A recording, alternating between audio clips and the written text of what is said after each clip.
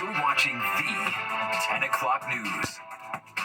It was a compromise that was supposed to make everyone happy and bring unauthorized vendors at the Corona Plaza Market and the city together. But some of the vendors say that it really hasn't turned out well for them. Fox 5's Richard Jacobs has more on their frustrations and the city's response.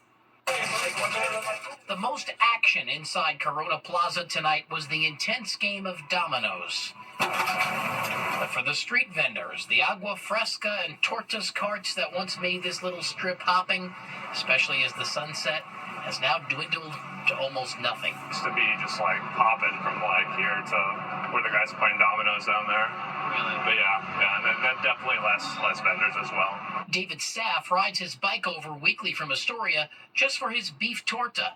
David says in the past 8 months, a lot has changed. I've definitely noticed it shrinking a lot. Many turned to street vending to survive in a time of crisis and out of necessity for survival. The Corona Plaza Market was bustling post-COVID with up to 80 vendors swarming this part of the park.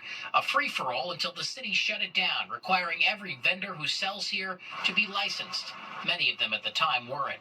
Karina Kaufman Gutierrez is the deputy director of Street Vendor Project. She says the plaza has now lost its luster because of the new curfew and fewer vendors. We're really advocating, number one, for the hours of the market to be extended, both earlier and later into the evening. These vendors used to be allowed inside Corona Park to set up as early as 7 a.m., and they could stay well past 2 a.m., but those days are over. As we approach 8 p.m., the 14 carts and vendors that are still allowed here have to start packing it up.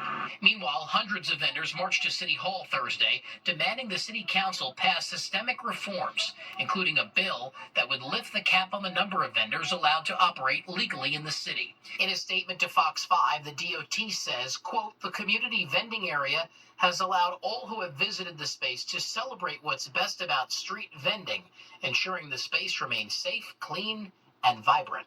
I'm glad that it's still around, but I think they should be allowed to just chill here. In Corona, Queens, Richard Giacobas, Fox 5 News. And in Brooklyn tonight, a passionate rally to end Jewish hate. It was held outside of the Brooklyn DA's office on J Street. The protesters gathered to demand justice for a man police say was stabbed in Crown Heights on Saturday by another man shouting "Free Palestine." They also want to make sure that any Jewish person confronted with hate is safe, including Jewish students who are returning to college. What is the plan to protect Jewish students on campuses? I have not heard it in Congress, I have not heard it in the Senate, and I have not heard it at the city and state level. The protesters also say there are 10 bills to protect Jewish people that state lawmakers have tied up in committee. The MTA warning drivers today that anyone who blocks or double parks in a bus lane will be fined without warning. Fines will start at $50 for the first offense and could reach $250 for subsequent violations. The agency is also adding that automated camera enforcement to the buses, which are expected to catch drivers in real time who are blocking bus lanes or double parked across 4 boroughs. Staten Island will also be added later this year. Stay out of the way of our buses. Stay out of our bus lanes. Do not block our bus stops. Do not double park. When in doubt, you best be sure you're not blocking a bus route. The new rules go into effect this Monday, the 19th. Will U.S. women have the lowest life expectancy compared to other high-income countries? Researchers say women in nations like Canada and the UK live about 2 to 5 years longer. Some of the reasons include more young Americans dying from preventable deaths like drug overdoses, murder, and car crashes, as well as middle-aged Americans having higher rates of death from cardiovascular disease. Women particularly are faced with a lot of things that women in other countries are not. So, for example, we don't have universal health care. There is, problems with in our food. Many things are banned in other countries that we're consuming here. And there's higher rates of murder, opiate overdose, gun control laws are worse in the U.S. So all of these things contribute. It's estimated that 14% of American women do not have insurance coverage. Well, now to a new type of surfboard that's helping children with disabilities catch waves on Long Island. Fox 5's Jody Goldberg introduces us to the college students behind this inclusive design. Sammy's smile says it all. I feel safe because of all the people that help me. Have fun, honey! She's on a retrofitted surfboard with a racing seat. It's wider than an average board and more stable. It gives people with disabilities like her the chance to safely ride the waves. It's little things like this that really make a difference in her life and the lives of her friends. Brandon Klein is the brainchild behind the board.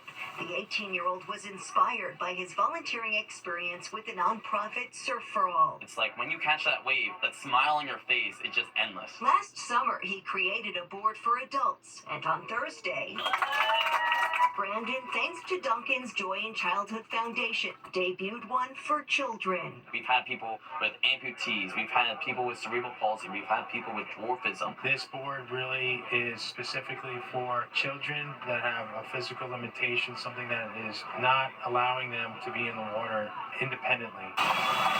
It gives children a place to fit in. When Jake is surfing, he feels just like everyone else. It's just doing something. It just makes it feel alive. And Emma's motto, the more adventure, the better. I was always a person that was told to not be defined by my limits, so this is another example of that. But for first-timer Michael, It kind of felt like a roller coaster, but in a good way. the board and the Surf for All organization gave him a chance to do something he normally wouldn't be able to. I could never do it with him, so I'm very thankful for everyone here. And with corporate sponsors now on board, Brandon's goal is to double the number of boards each year. Using the soft boards that Scoot and Surf for All have give him that margin of error where he could get out there and try without us worrying about it conk him in the head. And that's the thing with kids with visual disabilities, they don't see it coming. But on this board, it's about what they do see. Everyone standing on the shore, cheering them on.